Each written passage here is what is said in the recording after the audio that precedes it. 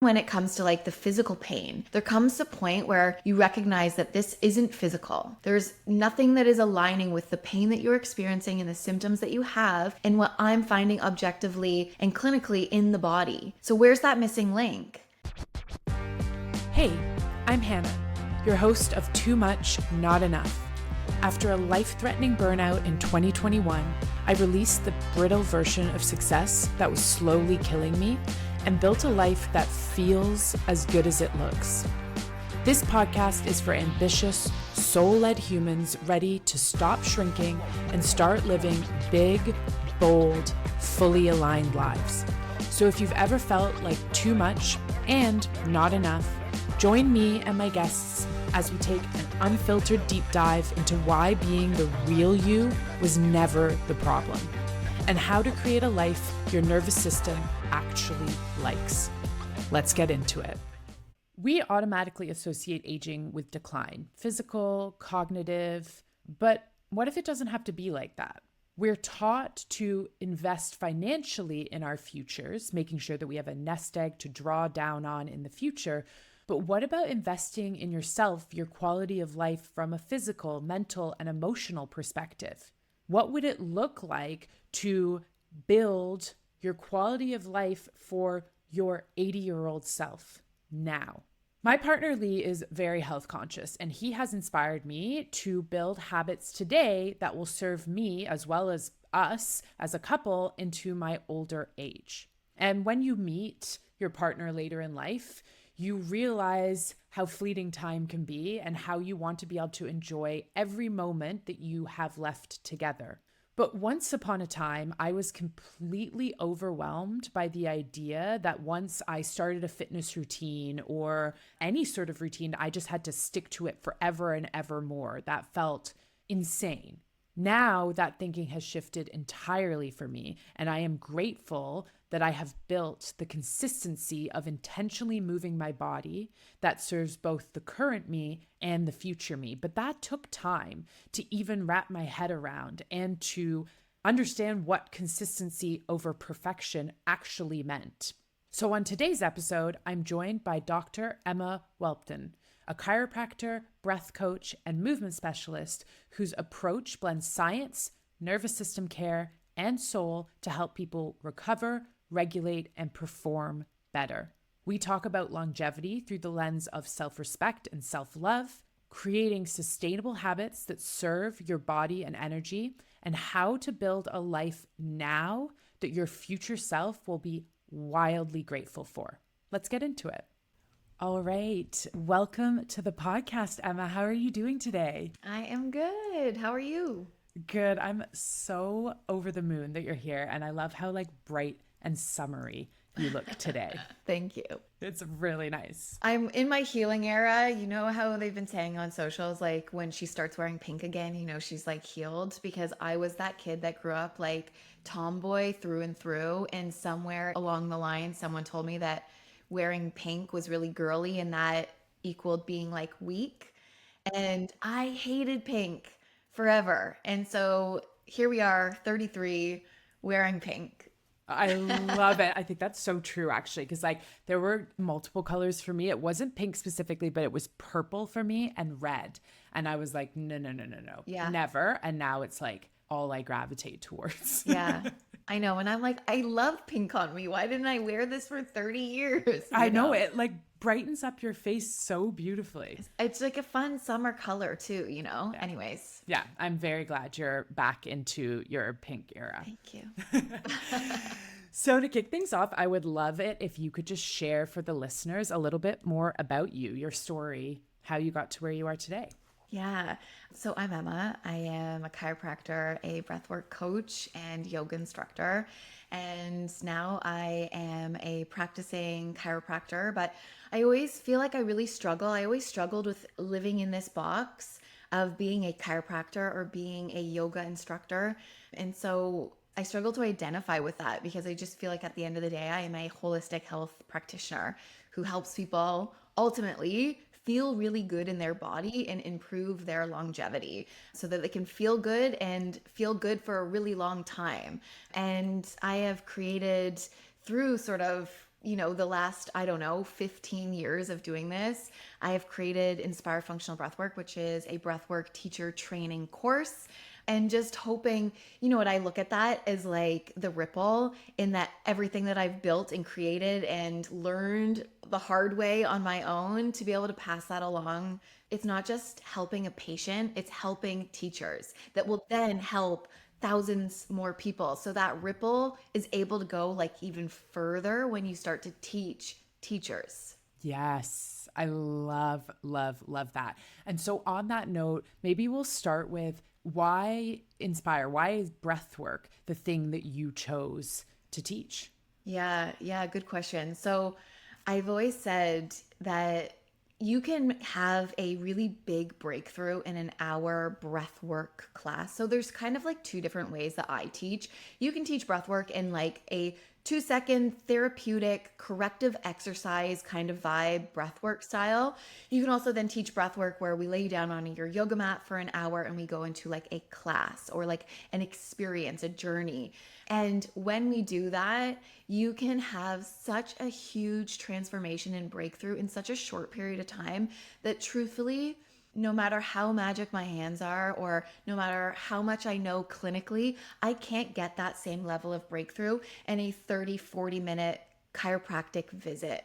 So it just allowed me again to be able to reach people better and deeper and further. So I just started to notice the transformation it had in me. And I was like, I have to offer this. Because even when it comes to like the physical pain that I was seeing in the clinic, it was like, okay, there comes a point where you recognize that this isn't physical. There's nothing that is aligning with the pain that you're experiencing and the symptoms that you have and what I'm finding objectively and clinically in the body. So where's that missing link? There's the science and then there's the soul and there's the spirit. And so I had that like science clinical approach down. And so then it was like, how do I really reach my patients and my people with a little bit more of the soul and spiritual things so that they can heal that pain through the emotional and traumatic release that is needed to get to feeling 100% or just feeling really good in their body. Oh my goodness. Yeah. And I resonate so much with that. And that's so much of what we do talk about on this podcast. And I talk about in my practice with Soma is this idea that like, I love Western medicine. I think there's an important place for it in conjunction with other things, with ancient practices, Eastern viewpoints of this idea that like certain modalities can take us so far. And some of them are required for us to like enter in to new levels of understanding. They're like almost gateway practices, and we need them to be able to get to that next level to then pursue something else. But they sometimes can only go so far, like you mentioned, to then take us to like a deeper level of really eradicating these like chronic issues, challenges, problems that we face. There is an emotional, subconscious kind of excavation that has to happen. And I feel like I don't even remember being taught it directly, but indirectly, like that my emotions were too big and that if I felt them, I would be underwater and wouldn't be able to come back out. So I just shoved them away and pretended they didn't exist. Right. And it's like when we shove them away, energy can't be created or destroyed. So when we shove them away, where are they going? They're not leaving anywhere. They're going inside of you. And they hang out there and they're quiet and you don't notice them until you keep shoving them in. And then there's nowhere else for them to live because they build and build and build that they then come through and manifest as physical aches and pains. So yes, you can roll your ankle and it is straight mechanical, physical aches and pains. And then there's other situations, oftentimes, as you had mentioned, that are a little bit, they tend to be the more chronic aches and pains.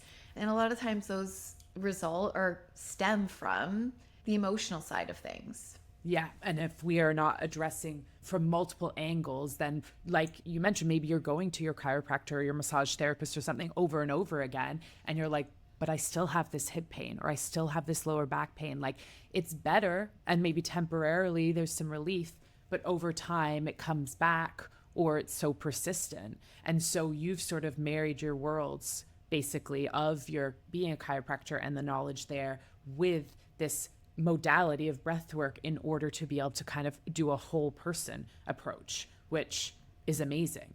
Yeah, because honestly, it's exhausting as anybody that's a health practitioner. When somebody keeps coming back over and over and over again for the same pain, then guess what? I'm not doing my job because you shouldn't have this anymore. And if you do, then that's a problem and that's a downfall on me. And it doesn't make me feel good. Yes. It doesn't make me feel like a good chiropractor when you keep coming back with this same problem. Right. And there are some things that it's like, yeah, based on the daily activities that you do in your work, in your career, whatever, there's little maintenance pieces that always need to kind of get a little TLC to keep you feeling good. But it's those chronic things that don't get better and you keep coming back. I failed.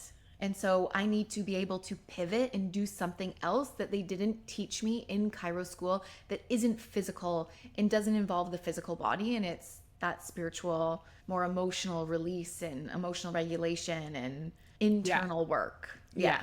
I love this also because like through this approach, I can see how much you deeply care about your patients feeling better. Like you just said, I don't want them to come back to me for the same thing over and over again. That sucks because you deeply want people to feel better in their body. And so on that note, what are some of like, for you, the most foundational habits that support long-term health, both from like that, I guess, mechanical side that you're talking about, but also from a like nervous system health piece? And how do those two interact, I think would be an important piece to chat about too. Yeah, it's interesting because I think that they always go together. But when we think about like the foundational pieces that create a life that you feel really good in and create the longevity, I always go back like to the basics. And my saying through and through that I have been preaching since the beginning of time is like, build a strong foundation. You don't want to build a mansion on sinking sand, build a strong foundation. And that foundation is the basic. So get back to the basics. So for me, it's like, okay, when we think about sort of like the habits for longevity and those foundational pieces, we get so caught up and it's so easy on socials to think of like the really fancy, exercises and all the crazy supplements and morning routines that are 15,000 steps. But it's like movement. And I'm not even talking about like working out. It's like the non-exercise movement of just getting up and moving your body and walking and, just creating that movement throughout your day. But then also strength training, right? We know that like a loss of muscle mass is associated with mortality. And so especially as we start to age and that muscle mass starts to deteriorate more and more and more, the importance of building strength increases. I would also say nasal breathing, only because it's something that you do all day, every day, and it is the foundation of your existence and of your life. Without your breath, you cease to exist. So the way that you breathe really matters. And we know that lung capacity is associated with lifespan. So movement, nasal breathing, regular sleep cycles. I'm the queen of sleep. Yeah. Crowned Same. myself that, and honestly, it's like my lack of resiliency when it comes to that. Like, I need my sleep. I don't do well when I don't have a really good sleep schedule, but a solid sleep routine, and that's going to bed and waking up at the same time so that you get in a solid circadian rhythm that helps keep your hormones in a proper cycle. And then obviously nutrition, and it's just like whole foods, eating nutrient dense foods, things that are actually food and not man-made products, and then stress regulation. And that's really when the nervous system regulation comes into play, because again, at the end of the day, we know that majority of illness and ailments can be correlated and peeled back to stress and the lack of stress management. And it's just something that I say to my patients, that no matter who you are, where you live, or how much money you have, it is the one thing that you will always experience in your life. Yes. You will always experience obstacles. You'll always experience suffering. You will always experience stress. So one of the best things that you can do, and to teach our children to do, is to learn how to manage our stress, because your health and your longevity will thank you. So it's movement, nasal breathing, the way that you breathe. Yeah. It is sleep cycles, whole food nutrition, and stress regulation. Those are your 5 sort of like basics, and they're things that you're doing all the time anyways. It's just about being conscious about how you're doing them. I love that. And like, I've sort of gained this catchphrase. I didn't even do it on purpose, but I always say simple, but not easy, in the sense that, yeah, you've just laid that out. It sounds super simple, and it is. We don't have to overcomplicate it. Like you said, you don't need to have 100 supplements, a 10-step routine. And that's something that would definitely, for me previously, completely overwhelm my system. And it's this, I know for me, it's this idea that it's like, it's got to be perfect or there's no point in doing it, which that's something you've got to get over, because consistency is way better than perfection. And there are definitely days where I'm like, I can get myself to the gym, but it's going to be 50% of what I normally do. And then there's some days that I'm crushing it. And previously I'd be like, well, if I can't get to the gym 6 days a week and do it 100% every time, what's the point? Whereas now that I've gotten to a routine, I'm like, amazing. And on the weeks where I'm like, you know what, I'm extra stressed or extra tired, I'm going 3 times this week, and that's totally fine, because I know next week I'll get back to it. But this simplicity element, I think, is so key. But then knowing that, like, it's not easy. There is discipline required. There's maybe some of your own shadow shit, like I just said, perfectionism or what have you, to get out of the excuses. We as humans, great at making excuses. It's the reason I did not develop a solid wellness, if we call it routine, until I was like probably 35, to be quite honest, which seems like crazy. I was just like, oh, I'm just not someone who exercises. Oh, well. But I met my partner, and he was like, to him, it's so important that we take care of our health now for our future. He's seen many people in his family deteriorate in their older age with major health issues, and has sat beside people watching them at the end of their life. And he's like, I'm not doing that. It's not going to be me. None of us have a guarantee, but like you said, if you can build that foundation, you are making decisions not just for yourself now, but for yourself in the future. And like, I think also is, I know for me, as I get older, and my partner's 8 years older than me, and we're wanting to start a family, which we know means that we're going to be older parents. It's important, again, for us to be healthy into our older age, so that we can be the parents that our kids deserve, and that we can be mobile, and hopefully they're not having to like take care of us or worry about major health issues. I guess what I'm saying here is it's so important that we get over our excuses in order to build that foundation. And so I really liked a couple of things you said. I mean, I obviously liked everything you said, and I think it's exactly what I've kind of gone through the past few years in terms of setting up a foundation. But the nasal breathing made such a difference for me. And I didn't even know until I started reading the book Breath. Is it Breath or is it Breathe? I always forget which one. I don't even know, because I had it on audio, and so I never see the front of it. I think it's Breathe. Breathe, okay. But it's by James Nestor, I believe. And it's basically about the like science of how we evolved as a species, and how we went from nasal breathing to mouth breathing, and how important it is to come back. And until I read that, I was like, how is this not taught in school or like at every doctor's appointment? It makes such a difference. So could you dive a little bit more into like why someone would even want to start nasal breathing, and then maybe the first like 2 steps to start retraining?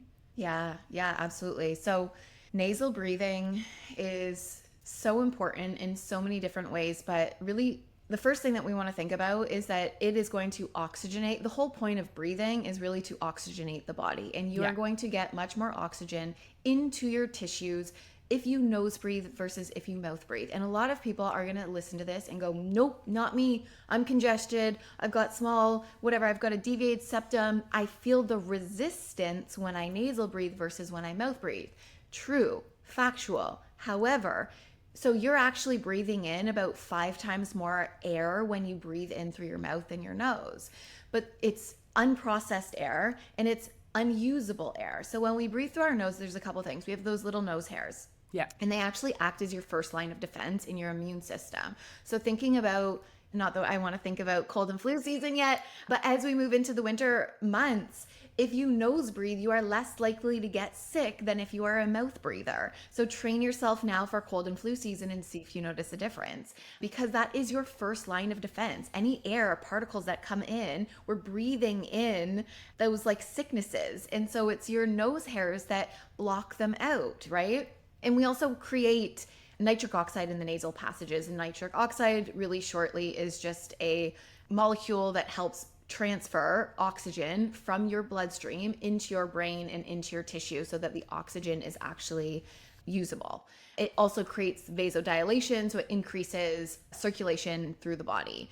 When we think about breathing through the nose as well, and we feel that resistance, and it's one of the biggest, I'm really like leaning into this because it's one of the biggest sort of objections that I hear from people, is that I feel so much resistance. I can't breathe through my nose. And it's meant to be that way. You need to breathe less. That resistance slows down your breath. And as you breathe less, without getting too deep into it, we're holding on to more carbon dioxide. Again, makes that oxygen more usable and helps transfer oxygen from your bloodstream into your tissue.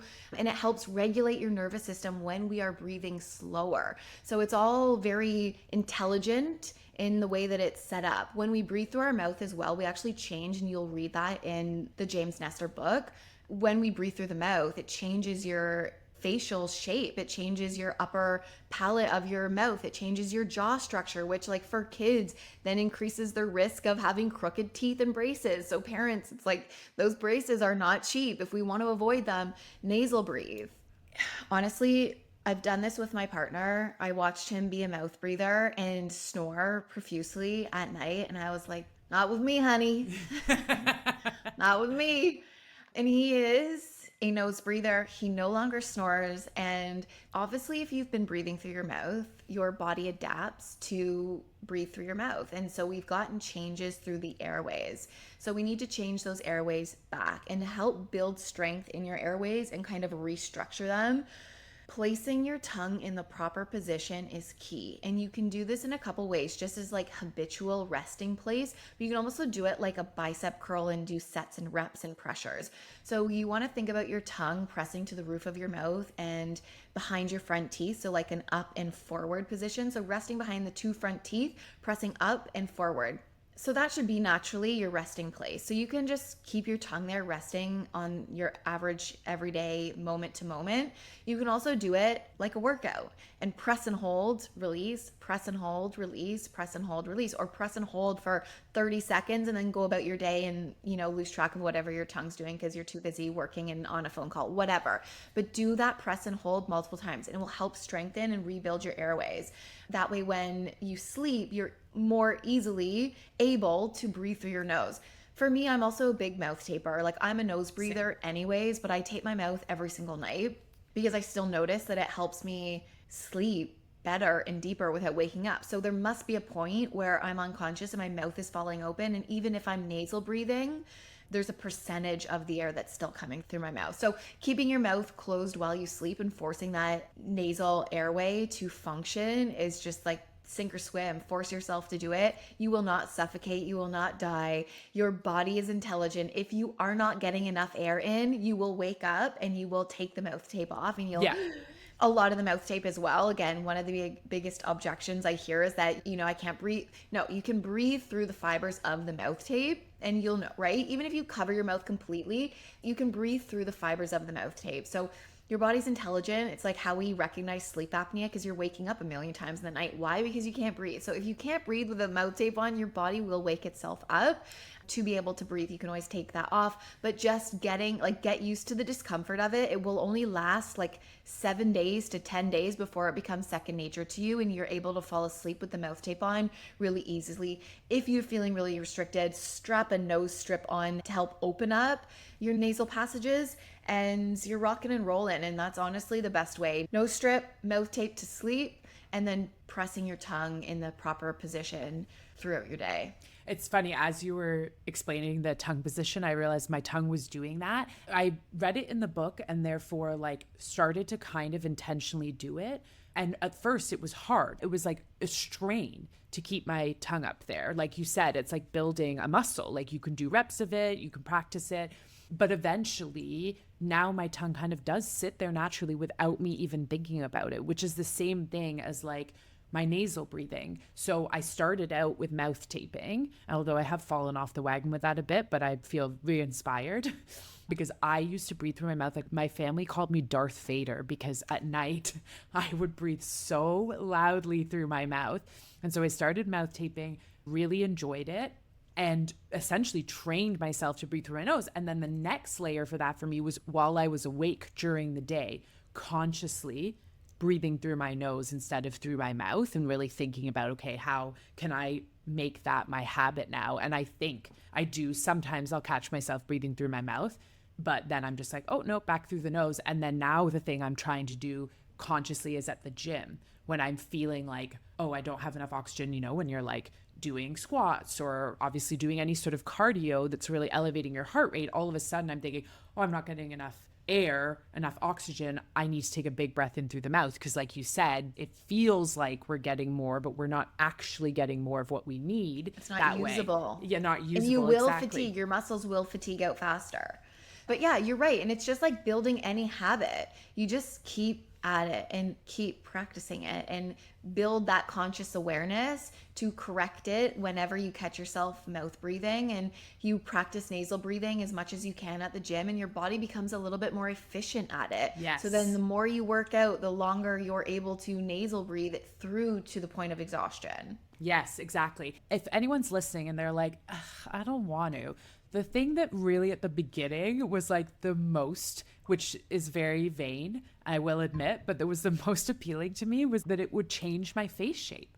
And like I, at the time, was doing a lot of different things and really trying to combat inflammation because I was holding on to a lot. My face was very like round. Didn't have my definition in my cheekbones or my jaw.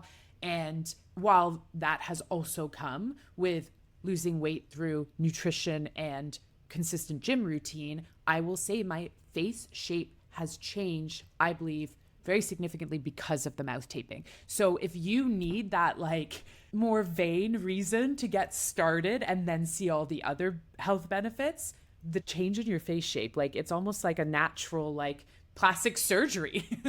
It is. It's like a natural facelift, but you can even see, like, I don't even know if this is going to be a good example, but you can even see the change in your jaw and your chin when the tongue is in the proper position. So it's like when I'm like, my tongue is like resting. Hold on. Tell me if you can see this. When it's like resting and like heavy and not in the proper position versus when I tighten it and put it in the proper position. Okay. I'm going to go relax tongue. Yeah. Pressing.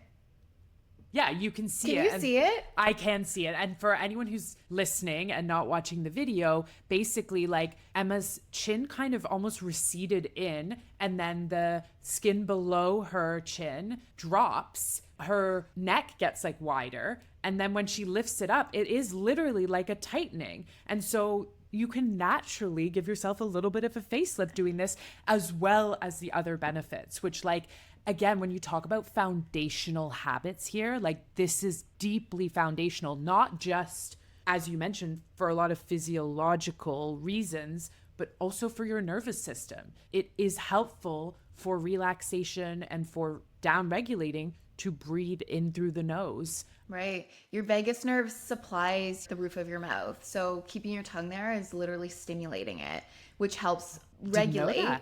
Yeah, so it helps regulate your nervous system just by pressing in that location, and you're stimulating the vagus nerve. And you're also, stimulating your vagus nerve with every breath that you take as a nasal breather. I always say this, so I'll tell people, and this is true, which is crazy. You could be on the beach, living your best life, margarita in hand, like whatever, on the best day, no, real stress around, but you could be breathing through your mouth and breathing shallow into your chest, utilizing your accessory breathing muscles instead of your diaphragm, and you're telling your body that you're in a stress state. So then your body goes, okay, cool, we'll respond with stress hormones. And then we're in this like negative cascade of stress hormones, and metabolism starting to get sluggish, and lack of oxygen to the brain, and we're starting to feel fatigued, and all those negative side effects that we all know very well when we are in dysregulation through our nervous system or in a chronically stressed state. So the way that you breathe will override what's actually happening in your external reality.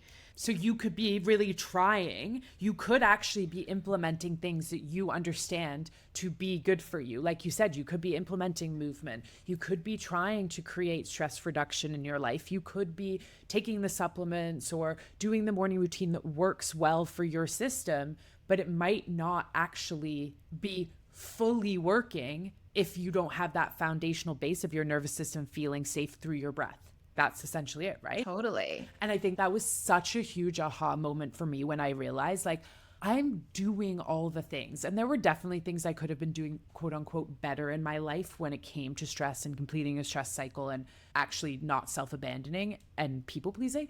But that aside, I was like, oh, none of my wellness routines really matter if I'm not doing this foundational stuff, which is sleep, the nutrition piece you spoke about, and attending to my nervous system health through my breath. And so that's why, like, when we say foundational, we mean like you can't build off of it. You can try, but like you said, it could be sinking sand. You're working hard for 5 years and then you're still hitting a breaking point. You're still dealing with chronic pain. You're still dealing with chronic stress. And you're like, what is wrong with me? I can't try any harder. And it's like, well, actually, maybe it's more about stripping back and doing less and getting that foundation in place to then build upon. I think it's a nice visual, and I always geek out about the breath because at the end of the day, your nervous system controls everything, right? Controls your metabolism, your digestion, like it controls everything. And your breath is the remote control to your nervous system. And it is the one thing that we can take control of and change it to change our state. And the breath is also the one thing that can work automatically and through conscious control, which is also super cool. Yeah, I love that. And the other thing I wanted to talk about, because I think we live in a society, I know that we live in a society of quick fixes, of 30 days to your bikini body, or, 60 days to $1 million. Like, that's all we see online. It's like, how can we quick fix? And I think it's playing into our need for instant gratification and shortcuts. And I 100% am not above getting roped in by that. Like, yeah, why wouldn't I want to do something in 60 days rather than 2 years? And I always go back to this example of like, I always thought people like went to the gym consistently for like maybe 3 months and looked completely different. And I know genetically that is the case for some people. I am not someone with those genetics. So I would start working out and I wouldn't see any major results. There would be changes, but I wouldn't see any major results. I'd be like, well, what am I doing wrong? Or is this worth it? And then we give up. Exactly. And now that I have stuck to working out for almost 2 years now, and I completely see a change in my body to the point also where other people are noticing, which is always nice as well, because it's like that motivation to keep going. I have completely changed my relationship with quick fixes, shortcuts. Like, I crave the like, oh my gosh, okay, if I start this now, what is it going to look like when I look back in 2 years or 5 years?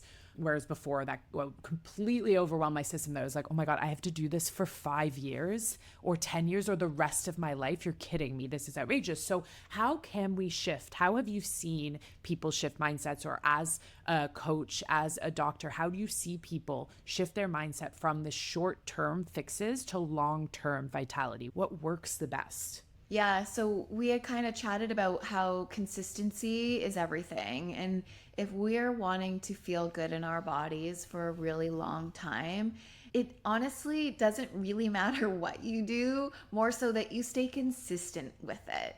And so for me, what's worked is like I always just zoom out. Just like zoom out of your life and really look at it. And it's like, I always ask, like, why? Why do I want this?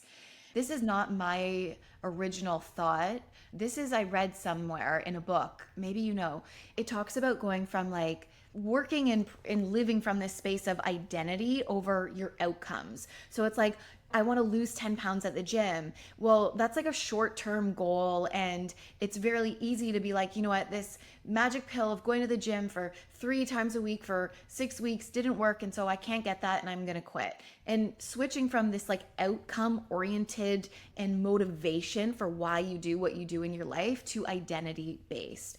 I want to be the kind of person that lives a really healthy life. I identify with somebody who's healthy. I identify with somebody who's in shape and works out, or even just I identify as somebody who values my health. Whether or not I see any changes in the first 2 months of going to the gym, I value my health and I identify as that. And that, when you take action from that perspective, it is much easier to stay consistent, which matters the most. And that's when you see the most amount of change, right? Like, Pilates, heavy lifting, CrossFit, high rocks, whatever, yoga. It doesn't really matter at the end of the day when we zoom out and look at a 30-year sort of like chapter of your life. It doesn't matter what exercise or what movement or what habit you're doing to stay healthy.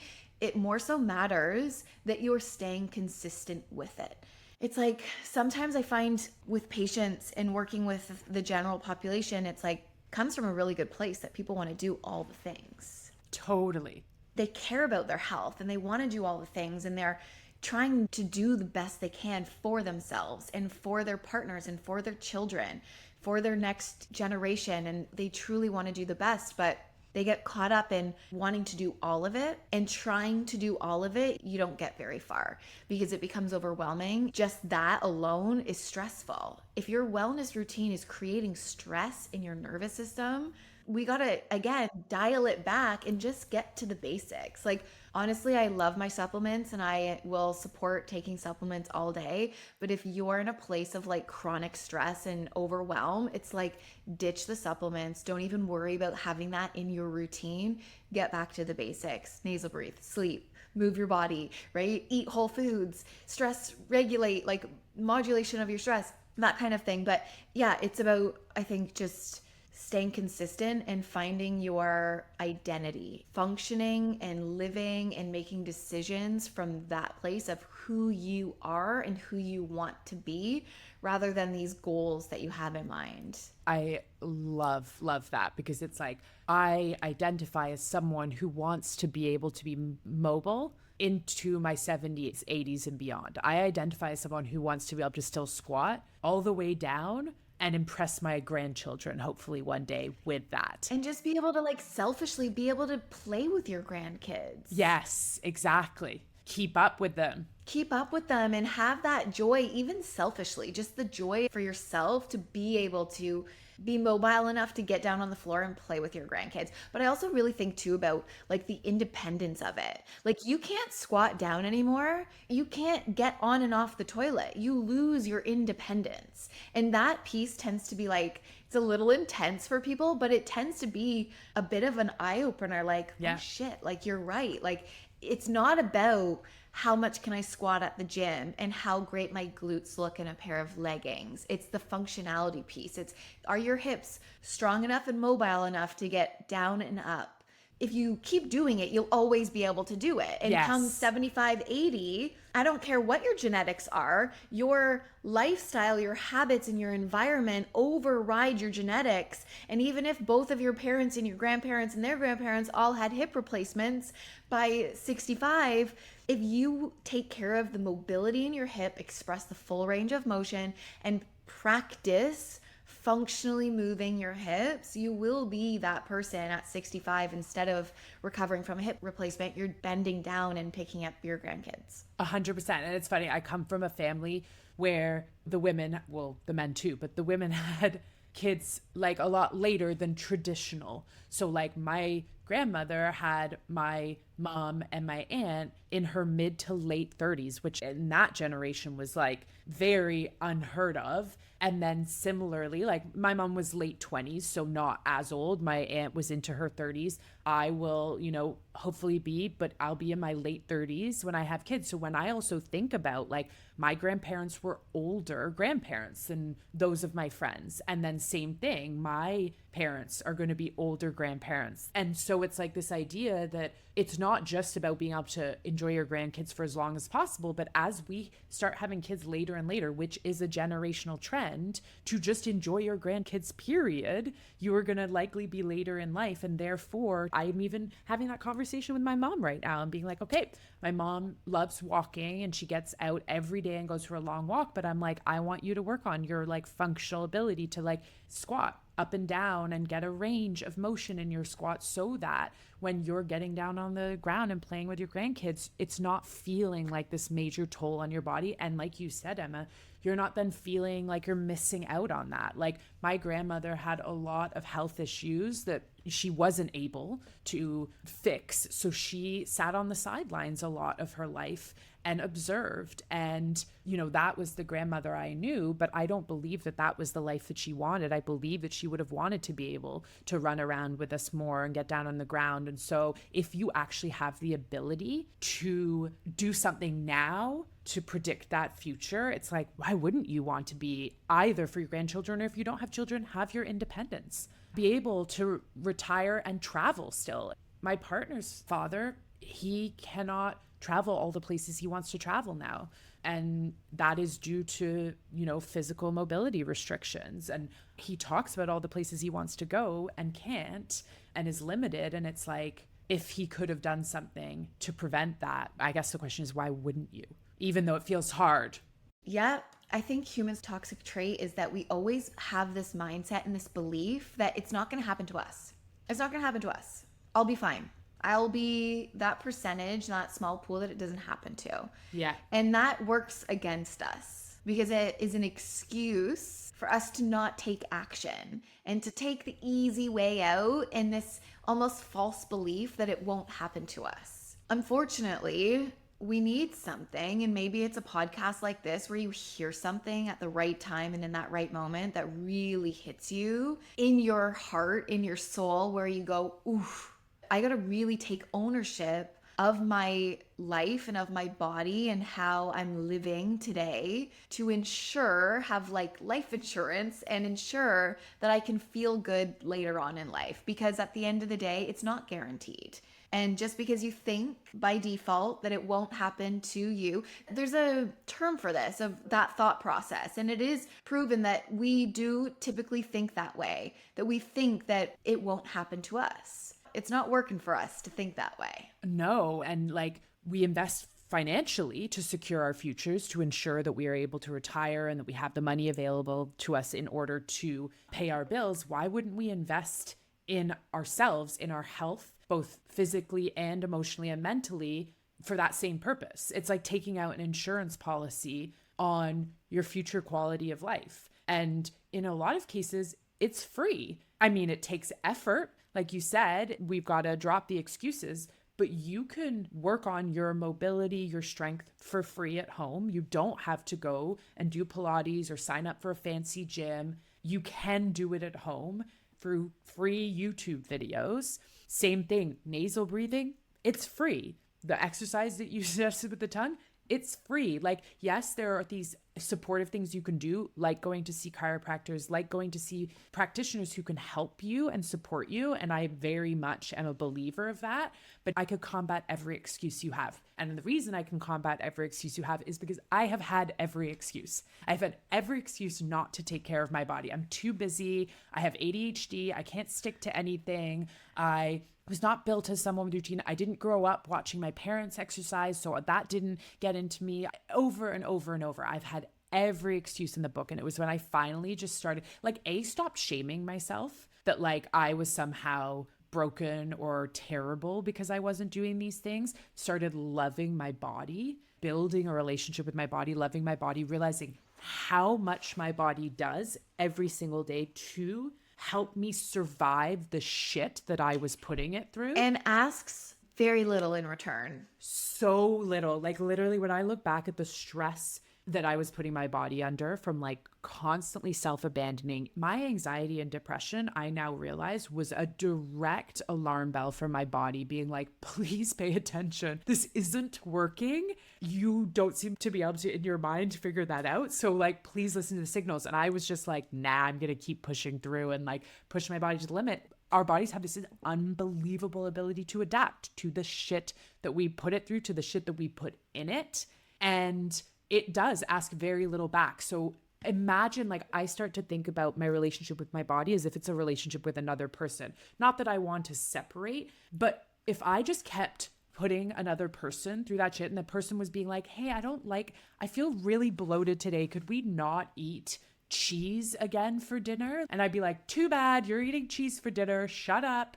Like, I would never treat another person like that. Why am I treating my body like that? So as I started to build up and realize, like you said, how little my body asks for, but that it really does need, then you start being like, oh, no, these excuses don't matter, because like it's a reciprocal experience of like, I move my body and then my body's like, thank you so much, and then my hip doesn't hurt as much. It is a direct correlation there, and we're It's funny. our home too, right? Like your body has been with you since day one and will be with you to the end. It is your little home. Our physical homes, our houses, we don't throw trash in it and never clean it up and expect for it to function and look beautiful. 100%. It's like, this is our home. It is more your home than anything else, any other house you will ever buy. So yeah, sure, wash your floors, but also like detox your body and clean your own internal systems and take care of your body.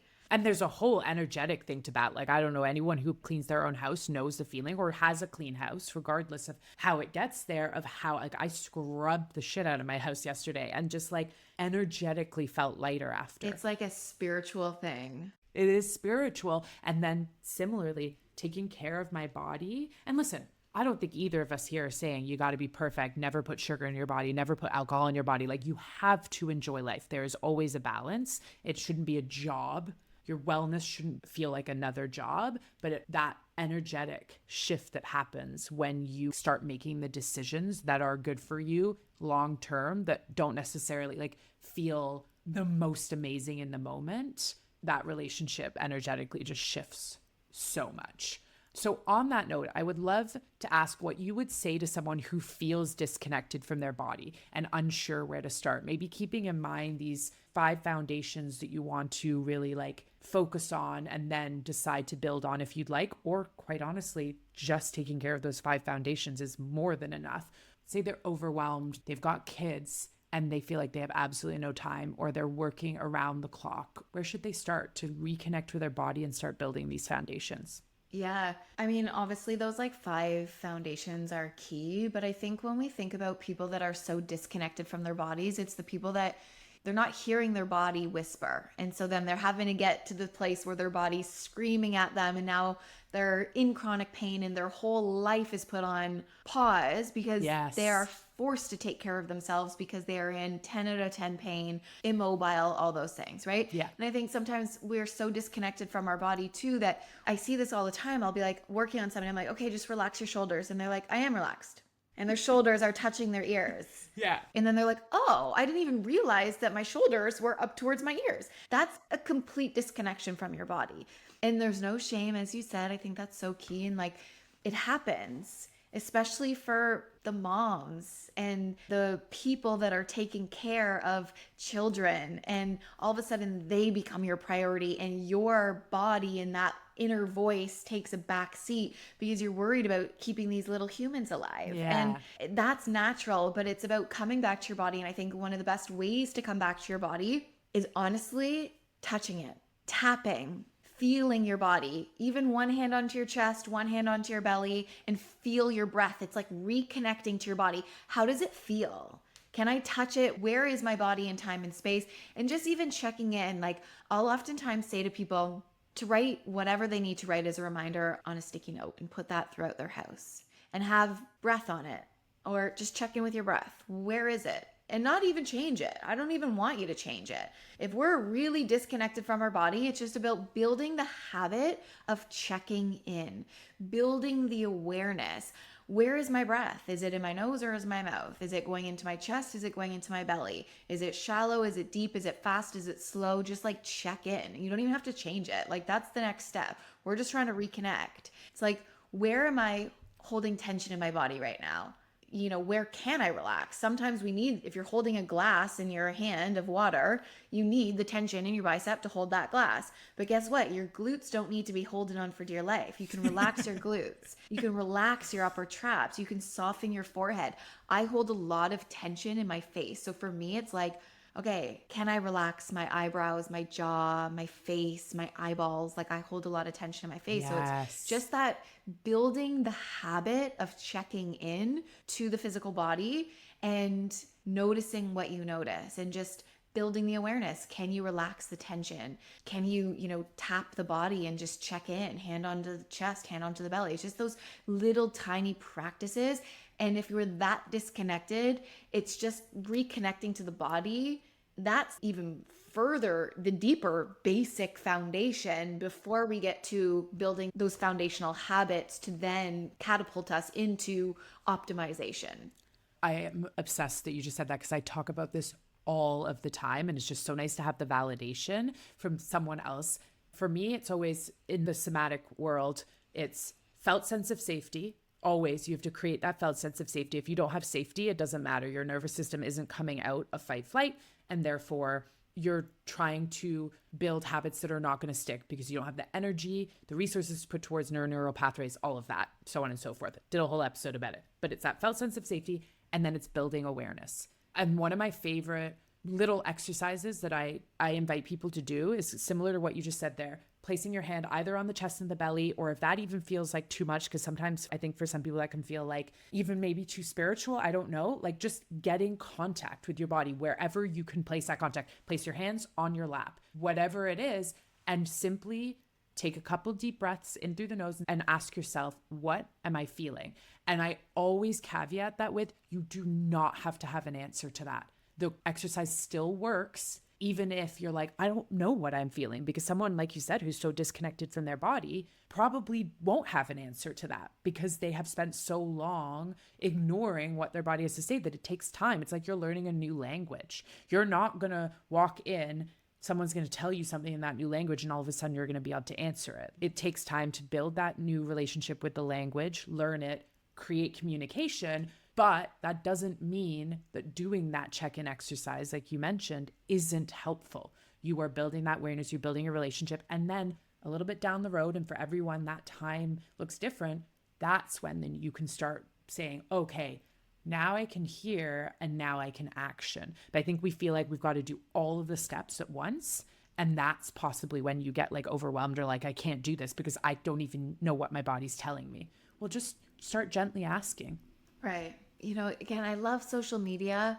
It's so valuable and allows us access to so much information, but sometimes too much information and sometimes the wrong information for where you're at in your chapter Yes. in life. And it's like, people are like, well, I'm doing the red light therapy and I'm doing the contrast therapy. And I love those things and I believe wholeheartedly in those things, but they're not for everybody and not for everybody at every stage of their Correct. lives and of the chapter that they're in currently.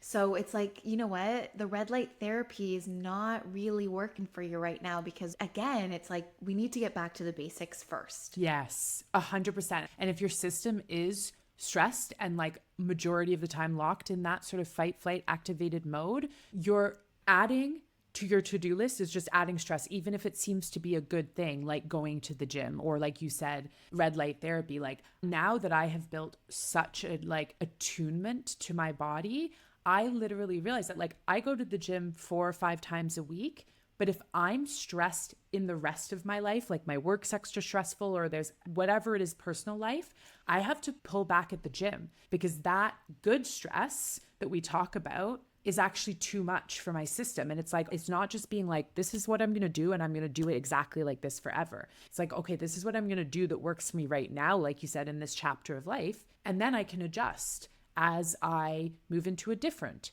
chapter or season. And then also sometimes I have to readjust for a certain week or whatever, because there is a threshold of stress that our body should be holding. And even the good things are still stress. Yeah, are still stress. Are still stress. And we know that movement and exercise is one of the best things that you can do for your stress, but that's one of the beautiful things of really building a relationship with your body and with like your inner knowing is understanding when you can recognize, hey, I'm under a lot of stress right now in my personal life and my work life, and going to the gym and doing this really high intensity workout just isn't it for me right now. But exercise is still needed to regulate your stress. So it's having the ability to make that choice and make that alteration in your routine to say the movement that I do need that would be most optimal for my health and longevity and stress would be going for a long walk today instead of the high intensity HIIT workout at the gym, right? Yes. Yeah, I love that. And that it's that flexibility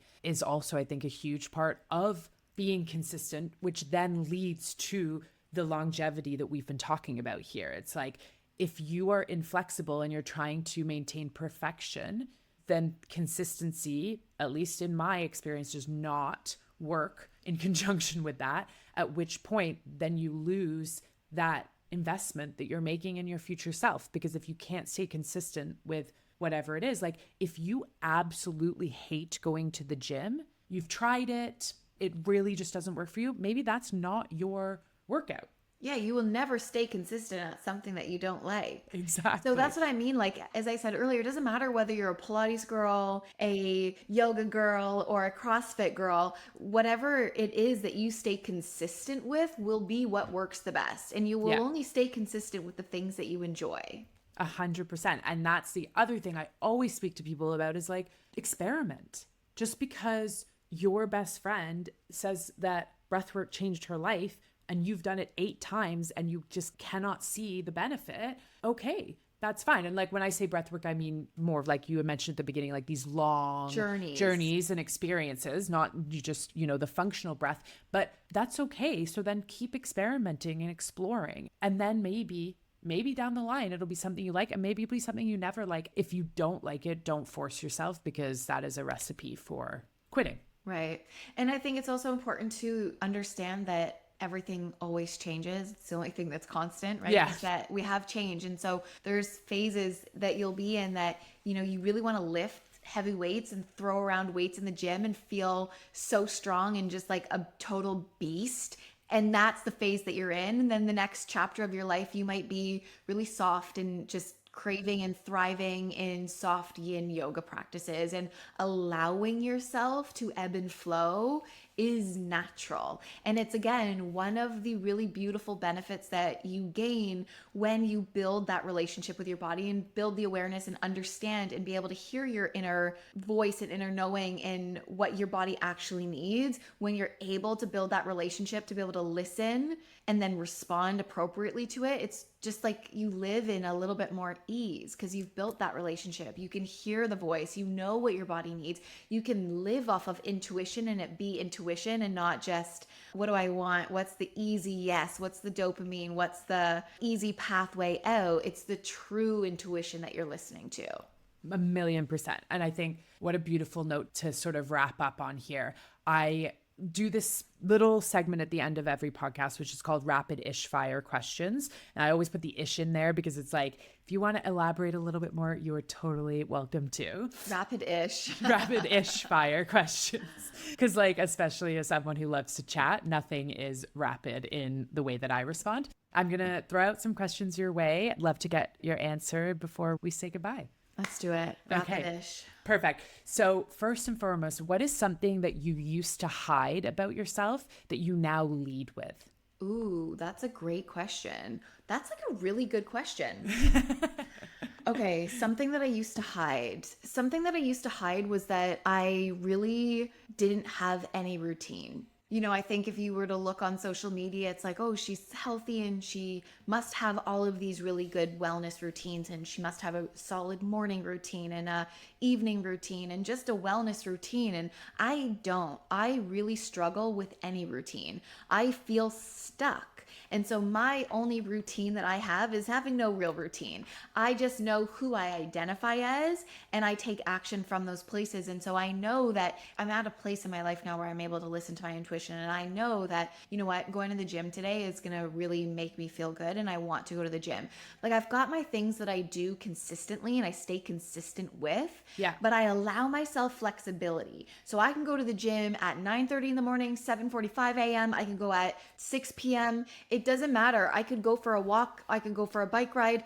okay, another side tangent, rapid-ish, right? Exactly. I have been feeling like I've had a lot of negative thoughts recently, and I'm not sure where they're coming from or why. My default mode is usually, thankfully, I've been very blessed in just my default mode. I'm like very silver lining, happy go lucky Yeah. kind of human, but I've really noticed I've had a lot of negative thoughts. And I know that when I have negative thoughts, the best thing for me is to go for a run, plug in my headphones and go for a run until I get that runner's high. And I always have breakthrough thoughts and aha moments and these things that's like, Emma, everything's okay, when I'm running. And so today it was like, I'm not going to go to the gym. I'm going to go for a run this afternoon when I'm done my work schedule. And so I don't have a really strict routine. I wake up every morning and I'm like, don't know what I'm going to do first thing. Don't know what I'm going to do this morning. Don't know what I'm going to do this afternoon. Don't know what I'm going to do this evening. I know I will get a workout of some sort in today because I identify with somebody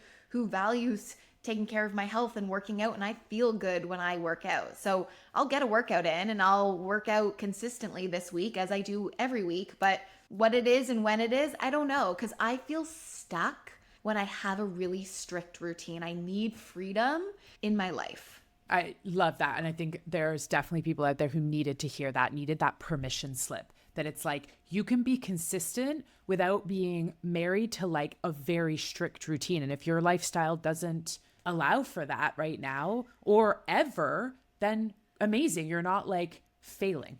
I think the average person thrives with a solid routine. Yeah. And so I always felt like there was something shameful about that I wasn't able to stick to a strong routine and a strict routine or a morning routine, that I used to hide that. And especially on socials, it's like, this is my morning routine and this is I can't make one of those because I don't know. I'll show you my morning routine today, what I did today, what I do tomorrow. I don't know. So that was always something that I think I almost like hid. Yes. And I understand that a lot of people thrive on a routine. And if that's you, stick to that routine. Find what Absolutely. works for you. It was a struggle for me to find what worked for me. Yeah.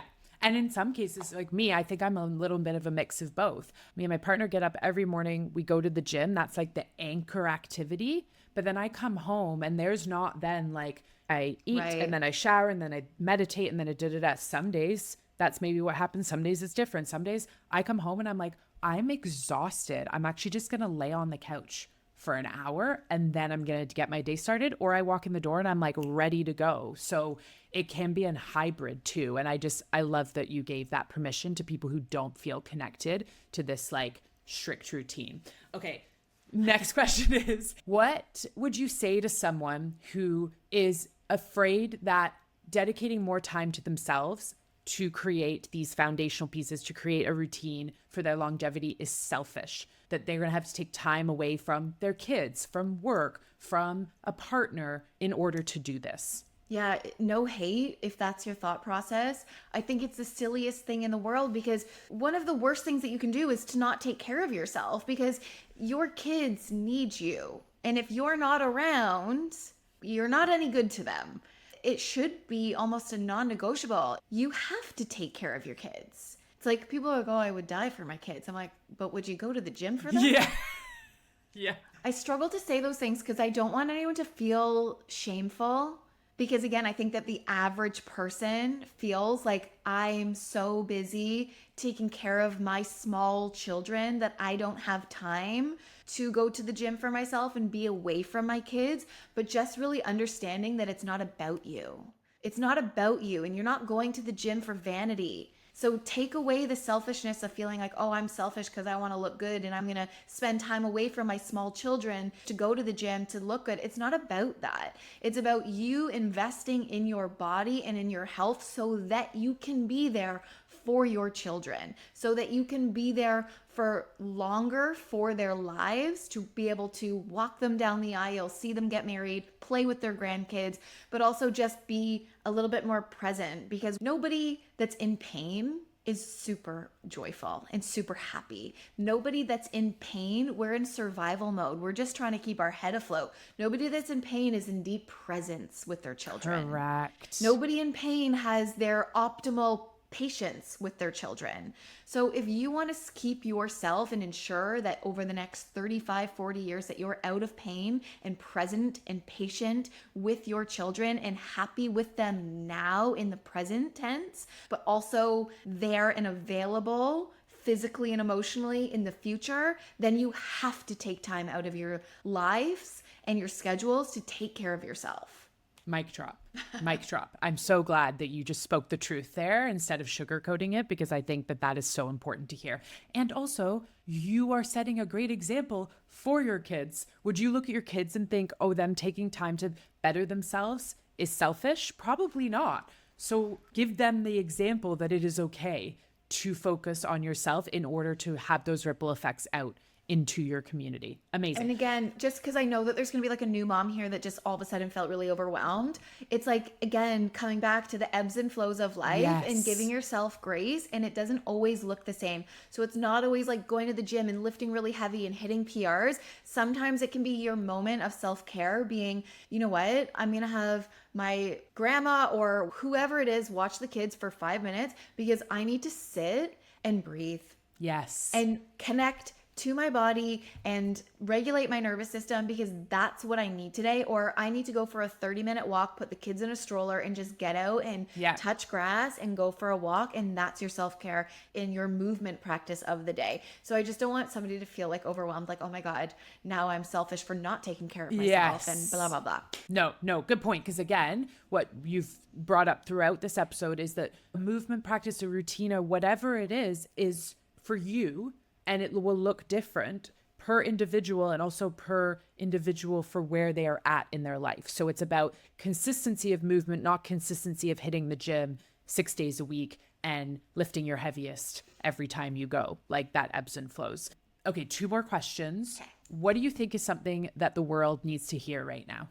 That your choices are powerful, and the choices that you make, it's not the big things. It's not the big choices. It's not that I'm going to sign up for a marathon or I'm going to climb Mount Everest. It's the small decisions that you make every single day that make the biggest impact. So it's the little things like, do I want to take a sip of water and hydrate myself in this moment? You probably should. It's this micro, like, right? It's this like silly, tiny little micro moments and the micro decisions that make up who you are at the end of the day and have the biggest impact. And again, kind of talking about earlier, like your lifestyle and your environment and the choices that you make will override your genetics. Yes. Huge, huge. Okay. And finally, how can people get more of you, Emma? On my website and honestly just social media. I am on social media. I'm on Instagram a lot and it's just at dr.emmawhelpton. Amazing. And we'll also put your website as well as your handles in the description. Yeah. Is there anything else you want to share with the audience before you head out? That's it. Okay. Amazing. Well, thank you so much for being here today and sharing your outlook on life, your joy, your knowledge, all of it. I'm so grateful. Thank you for having me. Of course. And until next time.